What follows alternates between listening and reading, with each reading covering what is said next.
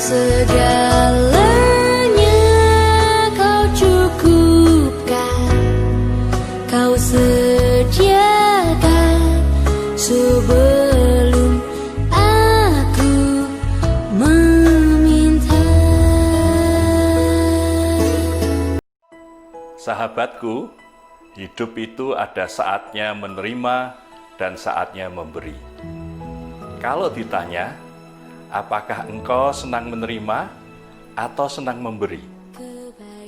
Banyak orang yang senang menerima. Menerima hadiah, menerima pemberian, menerima uang, menerima transferan, menerima perhatian, dan sebagainya. Kenapa?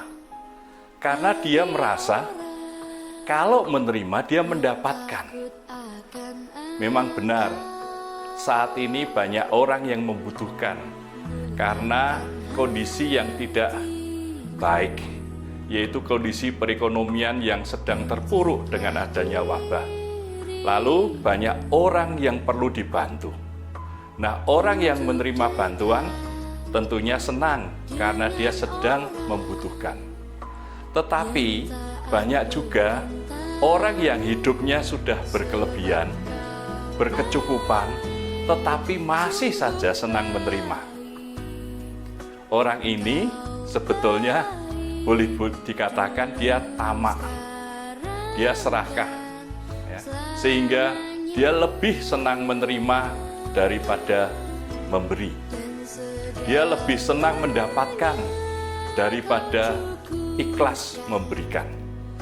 Kenapa? Karena dia berprinsip bahwa kalau menerima, dia akan mendapatkan. Tetapi banyak juga orang yang suka memberi. Kita tahu bahwa ketika banyak orang membutuhkan, banyak orang yang punya harta lebih, dia membagi-bagikannya. Entah itu berupa sembako, memberikan uang tunai, modal usaha, dan pemberian-pemberian yang lain. Orang ini disebut berhati dermawan. Tetapi sebetulnya banyak orang juga yang hidupnya pas-pasan, yang sama-sama merasakan kekurangan, sedang prihatin, tetapi dia justru ikut membantu, ikut memberi dengan ikhlas, memberi kepada orang-orang yang dia lihat sedang membutuhkan. Nah, mengapa demikian? Karena orang ini ternyata berbahagia ketika dia memberi. Kita perlu belajar bahwa Amsal mengatakan ada yang menyebar harta tetapi bertambah kaya. Ada yang menghemat secara luar biasa namun selalu berkekurangan. Itulah keajaiban memberi. Orang yang memberikan, menyebar hartanya, ternyata dia bertambah kaya. Secara logika, kalau kita memberikan berkurang, tetapi ini tidak. Dan ada orang yang sudah menghemat, bahkan dikatakan menghemat secara luar biasa, tetapi tetap berkekurangan. Nah, makanya jangan pelit. Ya. Makanya lebihlah suka memberi. Tentunya engkau ingin tahu, apa sih rahasianya sehingga terjadi keajaiban dalam memberi. Ketika memberi, justru bertambah berlimpah-limpah hidupnya. Rahasianya ada di Amsal 19 ayat 17. Siapa menaruh belas kasihan kepada orang-orang yang lemah, memiutangi Tuhan yang akan membalas perbuatannya itu. Nah, ini kuncinya, ya. Jadi, ketika kita menolong orang yang sedang lemah, sedang tidak berdaya, sedang kekurangan, maka sebetulnya kita sedang memiutangi Tuhan.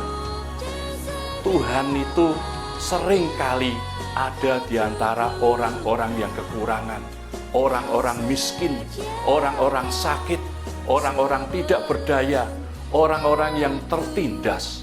Tuhan ada di sana. Nah, ketika engkau memberikan kepada mereka, maka Tuhan merasa berhutang kepadamu, maka orang-orang yang memiutangi Tuhan ini tentunya akan menerima balasan dari Tuhan. Karena apa? Tuhan yang kaya, Dia tidak mau berhutang kepadamu.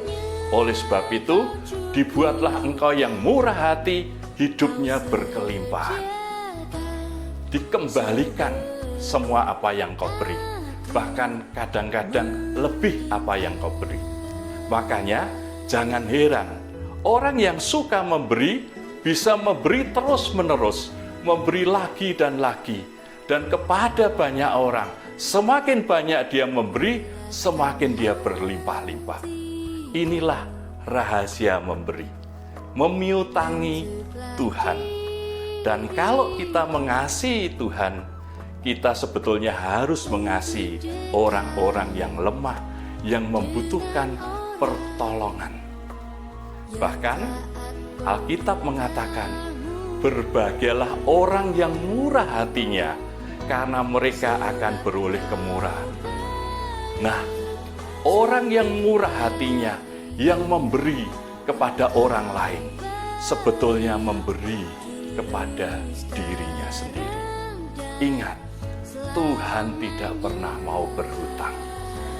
Kalau engkau memberi, maka engkau bisa menjadi saluran berkat, dan berkatnya terus mengalir melalui hidupmu. Jadilah berkat bagi sesamamu. Shalom. Sahabatku, jangan lupa like, komen, share, dan subscribe. Jangan lupa juga tekan tombol lonceng untuk mendapatkan notifikasi jika ada video terbaru dari saya. Terima kasih.